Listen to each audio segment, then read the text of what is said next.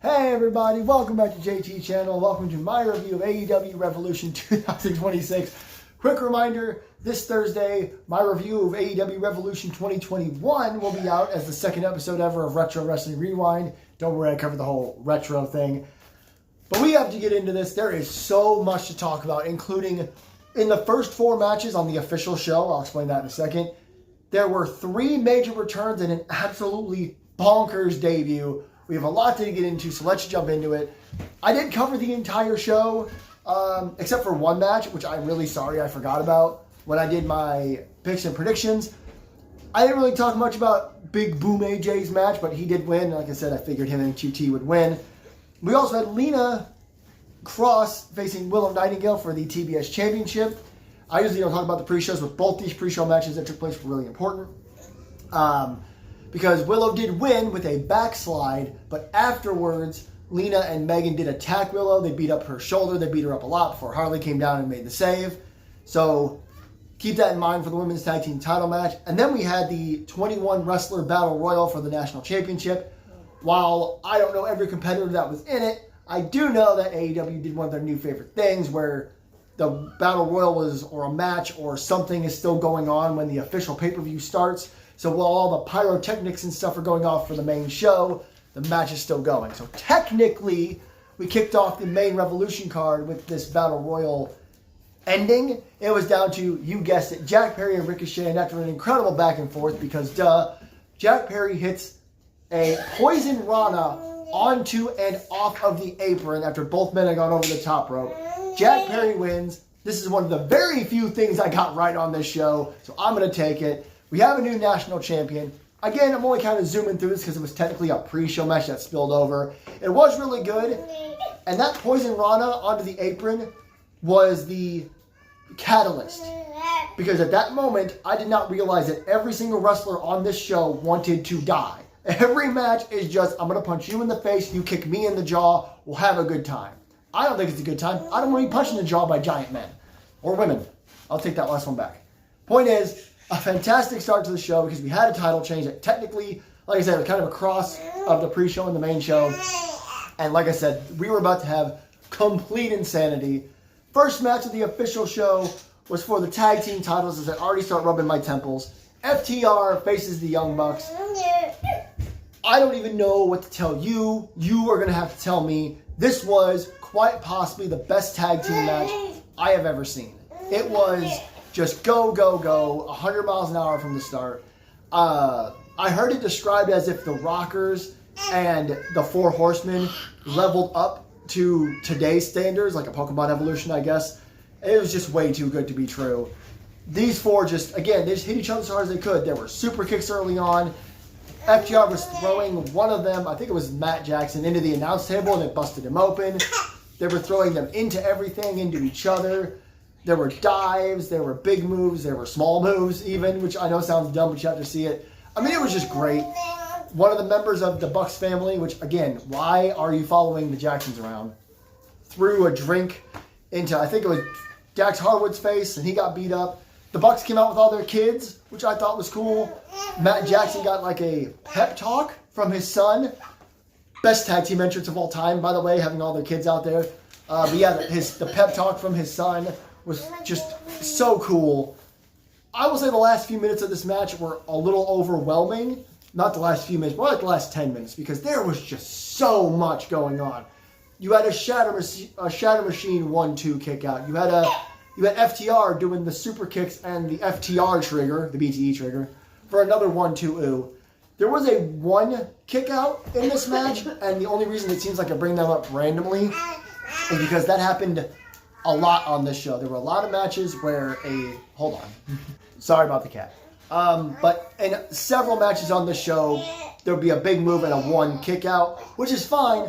I don't mind 1 kick outs. I think they add to the gravitas of a match.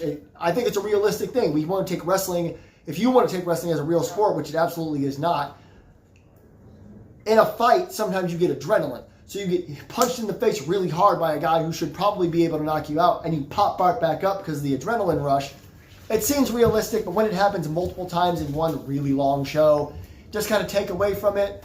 But in the end, there was this just I don't know how to describe it other than incredible super shatter machine to one of the Bucks, and FTR retained their tag team titles.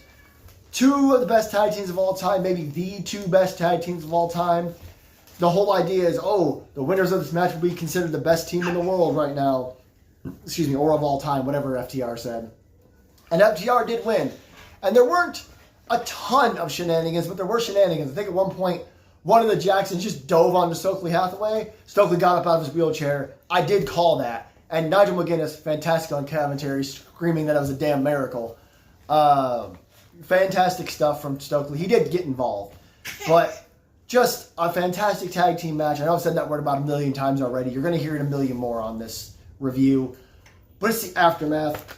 As I smack myself in the head because, good God, this show. Sometimes AEW shows are just really long, really good matches, and you're like, whoa. Other times, Tony Khan goes, and just throws 1,000,000 things at you. Again, the first 4 matches on this show featured returns and debuts. Holy crap. Because the lights go out, the word even comes up on screen, and then avenge comes on the screen, which made me laugh because I'm 3 years old in my brain. But then it spells out revenge, but when the R comes up, it's the R for the rated R superstar Adam Copeland. He comes out, gets all his pyro, stands there for what seems like a long amount of time. We all know what we're waiting on. Christian Cage's music hits. He comes from the crowd. He sprays something in Cash Wheeler's face. We get unprettiers, we get spears, and we get unprettier on Stokely Hathaway.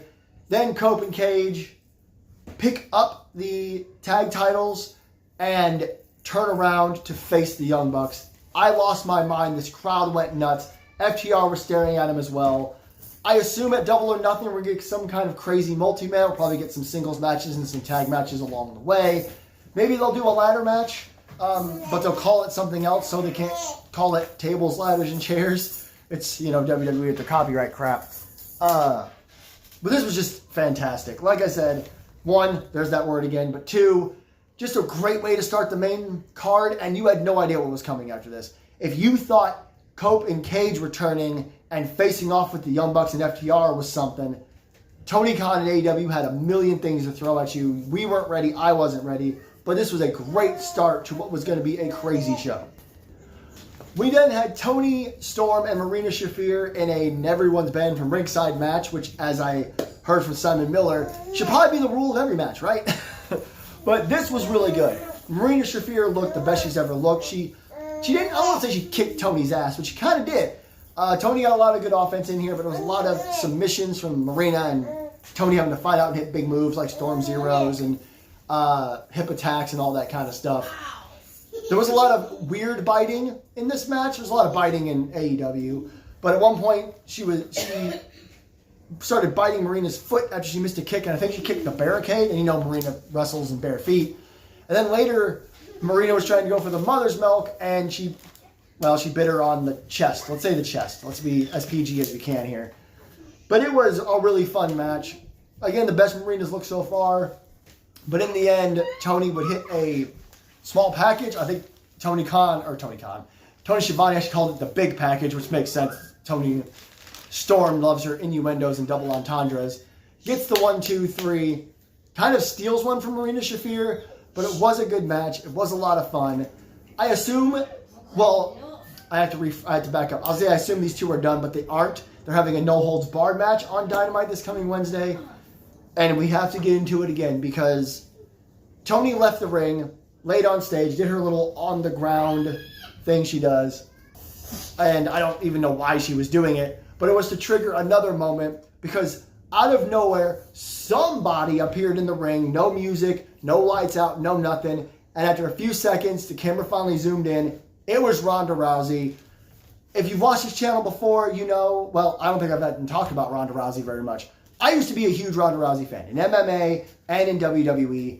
Yeah, she's kind of alienated herself from the wrestling audience a little bit, which just makes her a really good heel. I thought her heel run in WWE before she left was really good. That match with Shayna Baszler was top-notch.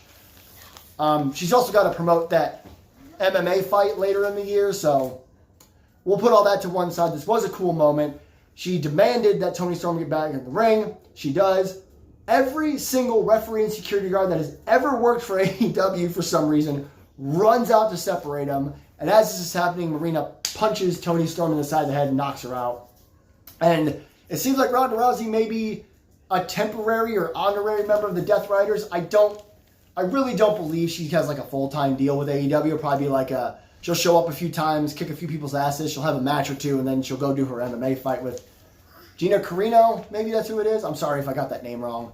But this was cool. As a former major Ronda Rousey fan, I popped. The reaction was all time just because there was people going, wait, is there someone in the ring? Wait, is that Ronda Rousey? Oh my God. Boo! It was just really funny.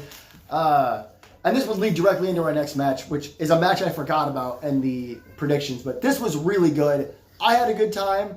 I really thought Marina Shafir was going to win. Again, I'm just swinging and missing here in the early going of this, my predictions. But I'm interested to see what they do with Ronda Rousey. I really am, because her in WWE was interesting enough. How are they going to treat her in AEW? But as I said, this would lead right into our next matchup, which was Jon Moxley versus Konosuke Takeshita. I don't see that match here on my notes. I had to add it. So if I didn't predict it on, what was that, Friday, I apologize. I don't know how the hell I forgot about this. He also kind of like got some motivation from Ronda Rousey. So I think she's temporarily in the Death Riders. I went on that big spiel about the whole group of MMA women that jumped into WWE. And anyway, to get back on track here, Moxley, Takeshita, Continental title, no time limit. This is just continuing the theme of the night. They just smacked lumps out of each other. They punched each other in the face. They threw each other around. They kept hitting each other. They kept just, I don't even know. It's my job to sit here and review these things, but I'm not a professional YouTuber. I can't, or a professional wrestling reviewer. I can't sit here and just go through beat by beat, move by move.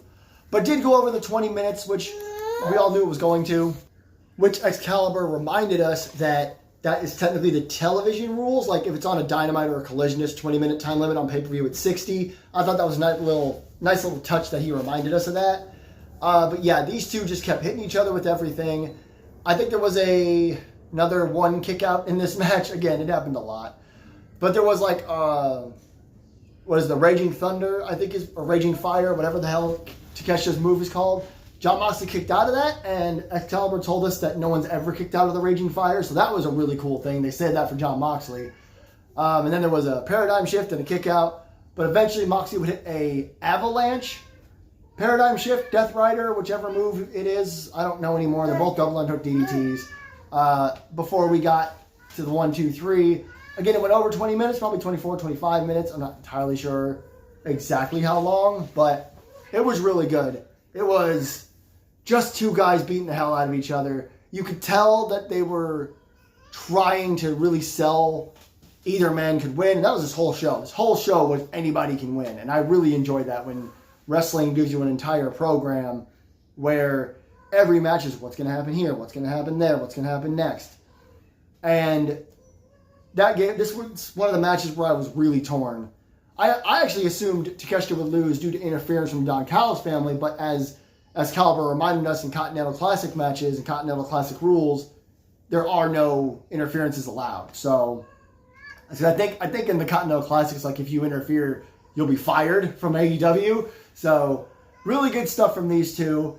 And then, you guessed it, we had another return because after all this, the Death Riders came out to celebrate with Jon Moxley, and the lights went out, surprise, surprise, when a doctor was running some tests on someone, and it was very clear after a few seconds it was Will Ospreay. He made his big return, and you got to remember that the Death Riders are the one who took him out. He comes just flying to the ring, wipes out Jon Moxley instantly with a hidden blade, and then beats up the rest of the Death Riders, does this like sky twister press into everyone, and then goes to do another big move to Moxley, but he leaves. He runs off. That's going to be a good feud. Interesting to see how the fans react to it, because Mox is kind of a face now, and Will Ospreay is another huge baby face. I'm just going to say it now. Will Ospreay is probably the best wrestler in the world, like bell to bell. That's just, again, maybe just my opinion, but man, the way he did that twisting dive, it's just like, ooh, why he had to be so flashy? Why not? It's pro wrestling. Be flashy. And that's Will Ospreay's style. So Maybe we'll get that match at Double or Nothing. Maybe we'll get it on Dynamite. We'll get a rematch Double or Nothing. You know Ospreay's going to want revenge. Maybe he has to go through all the Death Riders or something. But really good match. Really good ending. Really happy Will Ospreay's back. I'm a big fan of both Ospreay and Moxley, so I'm really looking forward to that feud for sure. The Babes of Wrath then defended their women's tag team titles against the Divine Dominion, is what Megan Bayne and Lena Cross are calling their team. And the Babes of Wrath were not successful. And this is one of my favorite matches on the show, just because it was such a different pace than everything else we had seen. And everything was kind of a good pace, even though the show did go on for longer than I've been alive. But it was, I don't want to call it a squash match, but it was a dominant match. Like, the Divine Dominion, I think, again, I'm trying to have a hard time remembering that team name. They really dominated Harley and Willow. Harley tried really hard to fight for her team. Willow was wrestling with that shoulder injury. And they kept beating them up and throwing them around before Harley and Willow would get a little bit of offense. And then they would just beat them up. And eventually they hit a double team choke slam on Willow and pinned her for the 1-2-3. I said it on my prediction show. I love these two. I have an affinity for the Megan Bayne ever since she debuted, and I had the same thing for Lena Cross when she re-debuted. Just two big, tall, strong women who you can get behind and you know are going to kick everybody's ass. They should probably hold those titles for like a year. Like, no joke. They should beat everyone that comes up to them. Penelope Ford will be back as like their manager at some point, which will probably help with their wins and losses, or their win-loss record. This was good. This was a good bit of business, I guess is what you say. But I really enjoyed this. I believe I have this in proper order. Because I realized that I said 4-3 with the returns and stuff. But anyway, all that aside, really excited to see the Divine Dominion defend their title more often and see what they're going to do next. So we had one break in between the big returns and debuts and stuff. But up next was Brody King versus Swerve Strickland in a match of who's the most dangerous. And this, once again, was a really different pace. Because even though this was a regular match, these two were trying to prove, like, domination and danger and all those things. You just have to ignore my daughter in the background. To be completely honest with you, I've yelled at her twice to quit the squealing. So just ignore the background squealing. But they kept doing things that just, they grossed you out even though we weren't having a hardcore match of any kind. Like, Swerve Strickland took off a, like, patch or something that covered one of the metal bars on the turnbuckle, and he was pulling Brody King's fingers across it, throwing his face into it, before they just exposed the turnbuckle and throwing each other into that, throwing each other around. And Swerve Strickland kept picking Brody King up. Then they exposed the concrete and threw each other into that for a while. This was just nuts. Like, for a match that didn't have any stipulations, they went out of their way to have a crazy, crazy match. And it was a lot of fun to watch. I assumed the whole time Swerve was going to win. There were some good teases with Brody, but I would be willing to say that at no time did I think that Brody was going to win. Not that they couldn't have put Brody over, but just feels like Swerve is on a tear now that he's turned heel. In the end, Swerve hit a freaking vertebreaker onto the concrete and then put him in the ring, hit a bunch of house calls, got the 1-2-3. Just really good stuff. Swerve remains a crazy person, obviously. Because then post-match, he had Prince Nana get out a cinder block, and they were going to concerto stomp, do something to him, when Kenny Omega returned. He ran to the ring and ran off Swerve. I really think with a lot of these returns and debuts, I'll give credit to Cope and Cage. They got physical, but nobody else, well, that's not true. Will Ospreay did too. I just felt like Ronda Rousey should have gotten a little bit physical, and I definitely feel like Omega should have gotten his hands on Swerve. But we'll build to some sort of stipulation match at Double or Nothing. Definitely was surprised by all of these debuts and returns. Omega and Ospreay were the biggest ones for me because I didn't expect Ospreay to be healed up already. And I didn't expect Omega to be back already because he was just in Japan doing some Capcom tournament. So that's a crazy schedule when it comes to travel. But I'm looking forward to this feud with Omega and Swerve for sure. Again, they'll probably have some sort of stipulation match at the pay-per-view, the next pay-per-view, Double or Nothing, on my birthday. But before that, the match between Swerve and Brody King, I said before I was surprised they didn't get a stipulation, but with the main event, they didn't need one. And even without the main event, just with the fact that there's Swerve and King, they didn't need a stipulation. Really, really good stuff, and Swerve picked up a big, big win. The Women's World Championship was on the line next. It was Tekla and Chris Statlander in a 2 out of 3 falls match. And while this went kind of the opposite way I expected it would, I got this one right at least. But it was, again, another fantastic match. These two just beat the hell out of each other. The first fall did go to Tekla, who grabbed the ropes in one of her crazy pin predicaments. And then Chris Statlander would hit the Sunday Night Fever for the tie-up. And then they're really good in the ring together. But in the end, Tekla would retain her Women's World title after the referee got kind of knocked around. Tekla took his belt off of him because she likes to whip people with belts. Chris Statlander whipped her and then whipped the Sisters of Sin before the referee, Paul Turner, came to. Took the belt away from Chris Statlander because nobody should be using his belt. Tekla would hit a spear, couple of stomps, 1, 2, 3, 2-1, retains her title. I don't know what you do with Chris Statlander next, but I'm excited to see what they do with Tekla for sure. I don't know who's next in line for the Women's World title. I would have assumed someone like Toni Storm, but again, she's having that no-holds-barred match with Marina Shafir on Dynamite, and I assume Ronda Rousey's going to be involved for a little while, so excited to see what they do with Tekla next. This was a really good match. Like most matches on this card, I can't really tell you too much because I'm not going to do any of it justice, but you should check out this whole pay-per-view, to be honest with you. Tekla is a fantastic women's champion, and she has a lot of fan support.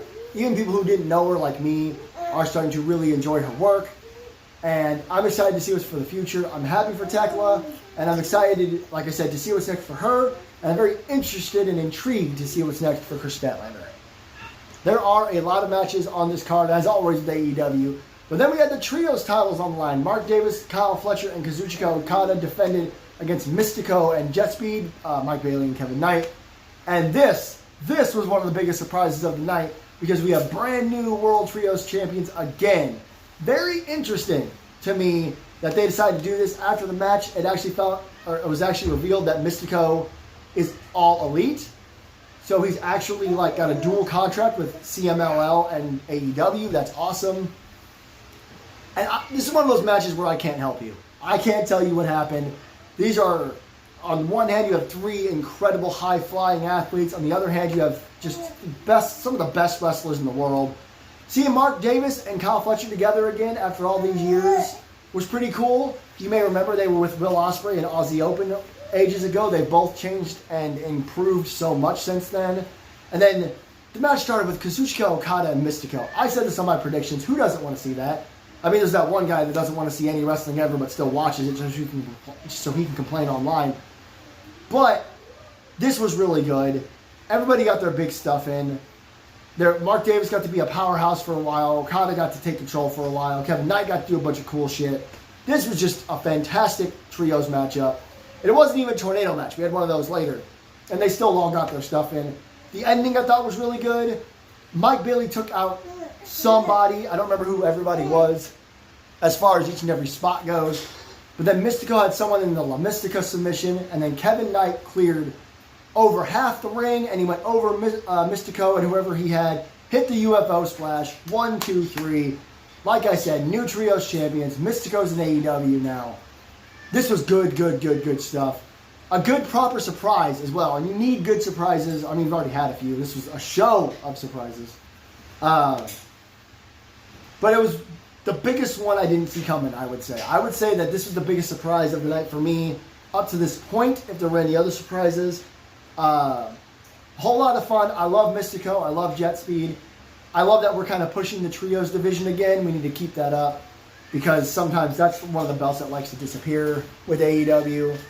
And we'll see what's next. But congratulations to Mystico and Jet Speed, brand new trios champions.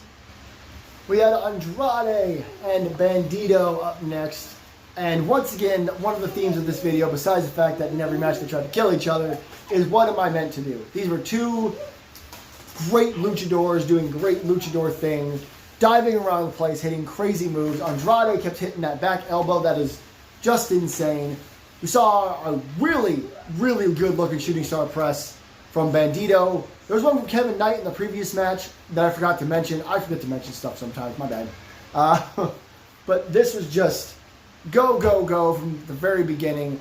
I think this was another match where there was a big move and a one kick out. There was this great 21 plex where Andrade was on the ground and Bandito picked him up and did it. That looked just fantastic. Again, they just kept hitting each other in the face and throwing each other around, throwing themselves around the place before we finally got to the finish, which was a DM from the second rope, which looked really good. Like, I don't know why that made my jaw drop, but it looked fantastic. Andrade picks up a big win. Good for Andrade. I think both these guys should be future AEW World Champions. I know currently Bandito is the Ring of Honor World Champion, which is great. Don't get me wrong. Maybe we'll redo this match for the Ring of Honor World title, considering Andrade just pinned the champion. Maybe Andrade can win that belt and we give some belts to the Don Callis family. Something I thought of is that both Bandito and Brody King lost, so maybe Brodito should do something together. Excuse me, I don't know. It's just a thought I had. They should both come up to each other like, oh man, we both kind of suck without each other, and they should be a team again. But really happy for Andrade. Really thought Bandito would be one of the people to like drop kick him in the face while he was doing his selfies with his fans or whatever you want to call them. But yeah, another match where it's just going to be too hard for me to recount everything they did just because they're so good at what they do. That 21 plex was really cool, and so was the DM from like the second rope or something. I think it's just like a DDT neck breaker thing, but when you see it from the middle rope, it looks really cool. Andrade picks up a big win. Another two guys I'm really curious to see what they do with next. This next matchup I did not realize was a Tornado Trios match, as the Dogs, that's all they're called now, Clark Connors, Gabe Kidd, and David Finlay took on Darby Allin, Roderick Strong, and Orange Cassidy, basically the conglomeration. And this was fun. This was a lot of fun. It wasn't as much carnage as you would expect from a match with Darby Allin, but it was a little crazy. Darby did a bunch of coffin drops and dives into everyone. Clark Connors did this great spear to Darby. As Darby was running across the apron to do a move to someone else, he ran at him, so they both kind of like collided and went to the floor. It looked disgusting, which is great. That's how wrestling's supposed to look. Lots of reversed finishes. Roderick Strong, so glad we put a spotlight on him. He was running around backbreakering everybody and throwing everybody around. He threw Clark Connors, I think it was, into the knees, or maybe it was David Finlay, of Orange Cassidy. At one point, Darby and Gabe brawled up the stage, and then Darby did that thing where he jumps off of something and rides his skateboard down on top of someone. He did that to Gabe Kidd before he zip-tied his wrists together, which was payback. Because earlier in the match, they tied Darby's little chain necklace to the tag rope, and there's this really funny few minutes where Orange Cassidy and Roderick Strong and Orange Cassidy are fighting off the Dogs, and Darby's just stuck in the corner. After a few minutes, the fans start chanting, "Please help Darby," which eventually Orange Cassidy goes out and gets the zip tie and the scissors to cut the tag rope, and that's when Darby does one of his crazy dives. That's what leads eventually to the zip tie of Gabe Kidd. Everyone gets back in the ring, beats the hell out of Clark Connors and David Finlay. I think Roderick Strong hits the end of Heartache, and he grabs Orange Cassidy and throws him onto the cover for the 1-2-3. So, again, really fun match. They saved the carnage for the main event for obvious reasons, but this was fun. I still think we're going to get Darby and Gabe in some sort of match in a few months, because they never had their proper blow-off, I don't think. This was just a good, fun six-man tag. I think they said Roderick Strong and Orange Cassidy are together as a tag team as part of the conglomeration, so maybe they do tag team stuff. But this was great. Some people think that maybe the Dogs should have won, but they have won a few times. Like, they've gotten one over on the good guys enough to where the pay-per-view is the perfect place for the good guys to get their win back. So, take it like that. Take it however you want. I enjoyed this a lot. I enjoy all AEW pay-per-views for the most part. This one did feel long. They're all long. They're all 5 or 6 hours long. But this one, you could really feel it, especially by this point. But we still had one match to go. And I want to caveat, before I get to the main event, the Texas Death Match from MJF and Hangman Adam Page. This match is gross. This match is disgusting. This match is horrible. And I am I am warning you now that because sometimes even hearing me talk about this stuff grosses people out. So this is your warning. No more warnings. This is a proper Texas death match. And we are going to get into it. MJF and Hangman Adam Page for the world title. If MJF wins and retains his belt, Hangman can never challenge for the world title again. As far as where to start, I don't know. Other than to just to throw things up at you. Just to tell you some of the things that happened. Because, oh my God, this match took the idea of escalation, flushed it down the toilet, launched it into outer space, and blew it up. Because we had barbed wire really early on. We had glass super early on. There was a window that was brought in the ring by Hangman Page. MJF shattered it and said, I'm not doing that indie bullshit. And then got slammed into the glass. And then Hangman got slammed into the glass. And you're sitting there going, oh my God, glass, this is disgusting.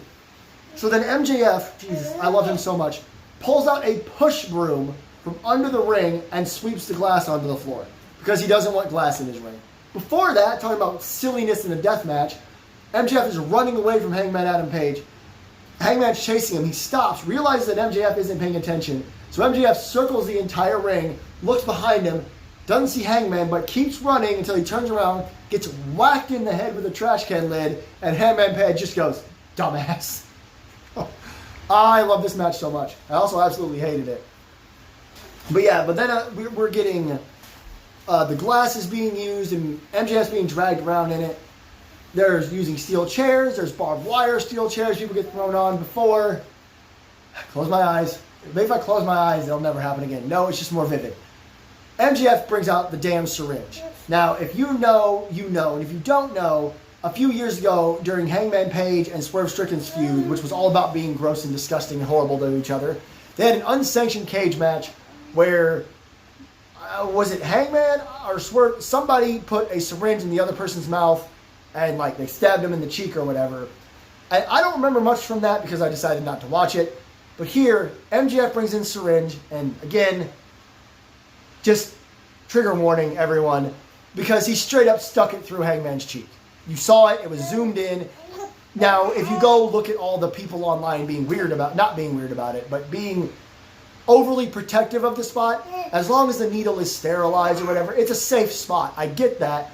But do I want to see someone get stabbed through the cheek with a needle? I don't think so. So even I was turned away, and I spent like 2 years studying deathmatch wrestling just for fun. So that was a bit much for me. And he even like squeezed the tube. There was some sort of liquid in it, so you could see the needle, and then that wasn't even half of it. I don't even think the match was halfway over at that point. But there is just more ultra violence. They're punching each other in the face. They're hitting each other with weapons all over the place. Again, barbed wire bat. Tables. There was a deadeye through a table. There was a tombstone through a table. I mentioned this a couple of times. I'm really upset that the tombstone is such a dead move. But whatever. I've gotten over it already, just like we got over the Destroyer being murdered. And then, after all of that, right, after all that carnage and all this blood and all this violence, MJF is the first one to pull out a light tube, followed by Hangman pulling out another light tube. That's when I realized they're taking the third word very seriously, deathmatch. If you know anything about proper independent or classic deathmatch wrestling, light tubes were a staple of that. They go to the top of the ramp. Max goes for a swing and he misses. Hangman, again, close my eyes, shatters one of these light tubes over MJF's back. He's bleeding immediately. His back is immediately busted open.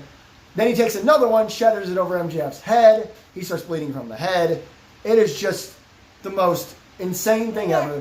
They go back to the ring. MJF won't stay down. Hangman won't stay down. So then Hangman pulls out a bag, a little black bag, which 9 times out of 10, well, not even 9 times out of 10, but let's say 70% of the time, has thumbtacks in it. Sometimes has Legos in it, has marbles in it, has glass in it. So we're all like, what's this going to be? He pulls out a chain. Cool. But the chain comes all the way out, and on each end of the chain is a dog collar. This is a once again, if you know, you know situation. If you don't know, a few years ago at Revolution, MJF faced CM Punk in a dog collar match. I was at the show where CM Punk announced that stipulation. He ties the dog collar around MJF's neck. MJF's half dead at this point, doesn't realize what's going on.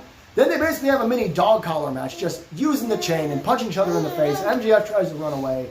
They're pulling each other around. There's this great spot. I call it a great spot because I'm disgusting. Where there's a barbed wire board on a table. Shush. And MJF yanks the chain on Hangman, who comes crashing onto the table explodes, and the barbed wire board does nothing. I shouldn't have used the word explodes because I'm about to use it again. They brawl up the ramp. They're fighting near the edge of the stage. They did this earlier in the match too. They fought near the edge of the stage, and Tony Schiavone made sure to point out that on that side of the stage is where all the like sound equipment is, and then some electrical equipment. And you're like, oh God, what's this gonna be? And then they fight back up there. Who am I, Finley? And they get to the edge of the ramp. Hangman hugs MJF because he keeps trying to get away and says, you're not getting away. Jumps off, and they fall through a table with all this stuff, and it is an explosion, a proper explosion. I'm not talking about the WWE pop fizz spark when someone lands on a speaker or whatever. This is a fireball of an explosion. It made me go, whoa, like I did not see that coming. I thought it was going to be the pop fizz spark. You guys know what I'm talking about if you're a longtime WWE fan. But this is a massive explosion. One of the electrical boxes just keep sparking off, which made me laugh. Both men get to their feet. Hangman literally walks MJF like a dog back to the ring. They keep going for a little while. There's more glass, there's more blood, there's more this, there's more that. Before Hangman goes to the outside to do the buckshot lariat, MJF punches him with the Dynamite Diamond ring, and then he hangs Hangman. Like Hangman's done in a bunch of his death matches, he hangs Hangman over the top rope until Hangman passes out and the referee counts to 10. It is an insane match, a crazy ending. MJF wins, and now, according to Hangman himself, he can no longer challenge for the AEW World title. Now, what's really interesting is that during the press conference, Tony Khan said this is a word of mouth thing. Hangman, has said he'll never do it. It was never in a contract. No one put pen to paper. It's not in black and white, which means that Hangman can go back on his word someday, or he can earn his way back. He'll have to really explain himself if he ever gets a world title shot again. But this was just absolute carnage and disgusting destruction, which is a great band name, by the way, from start to finish. MJF once again proved that he's the most versatile wrestler in the world, I think. You can put him in a straight wrestling match. You can put him in a Texas death match. You can put him against Brody King. You can put him against Bandito. Put him against Kevin Knight. He adapts to every situation. I can't wait to hear from Hangman. I can't wait to hear from MJF. You heard everything I said. If you think you can handle watching all that with both your eyeballs, go watch this match. It is so good. It is so gross. They deserve all the credit in the world. Again, even it made me a little uncomfortable. If you're mad at me for telling you what happened, it's your fault. I warned you ahead of time. And then the best part is that MJF stood on Hangman while he was on a stretcher. So that's how Revolution went off the air. This was a great show. One of the best Revolutions I have seen in a long time. Yes, there's probably too many matches. Yes, it went a little long, but it was worth it. It was worth every penny if you bought it.